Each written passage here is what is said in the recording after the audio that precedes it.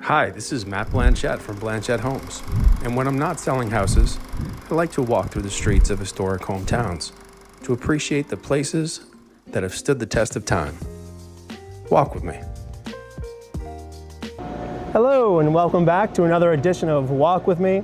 I'm your host, Matt Blanchett. We're joined here with Lincoln, the best boy on the block, and a special guest today. We have Miss Elizabeth Farish, the Chief Curator from Strawbery Banke. Hi, Elizabeth. Hi there. Thank you for being with us and Mr. Lincoln in this beautifully, looks like freshly restored home. Mm-hmm. I can see they have a 5-bay symmetrical facade, which makes me feel Georgian, but something about this house makes me feel closer to the 1800s. Is that right? Yeah, this house was built in 1803. Okay, there you go. Yeah, you got it. So tell me about this place. Who owned it and what's the story behind this beautifully restored home? So it was built, again, in 1803 by a man named Thales Yeaton, whose his own house is behind this house, and he built this house as a rental house. And as you can see, it's a pretty small house, but upon investigation by a restoration carpenter, he discovered that it was built with two kitchens. There were two beehive ovens.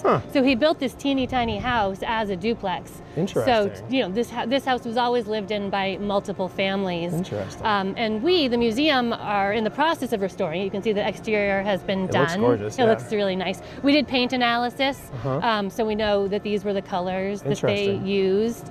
And we're interpreting it to actually the Welch family, which is an Irish family who immigrated here during the potato famine in the mid-19th century. They rented the house to begin with, and then by 1900, or a little bit earlier than that, they had purchased the house. Oh, cool. So that will be our story here, is to tell how this family came as immigrants, you know, trying to build lives. And then as they established themselves, they were homeowners in this neighborhood. So I noticed this is also close to where the docks would have been. Correct. In front of us here would have been a mast yard and then immediately the water. And how long were those docks in place for? Well, Puddle Dock was filled in about 1900, a few years, you know, on either side. It was fully filled in. So it was an active waterway till not that long ago in, you know, terms of history. That's really not that long ago. Very cool. Yeah. Well, I think Strawbery Banke is doing some amazing things here. Thank you for being with us today.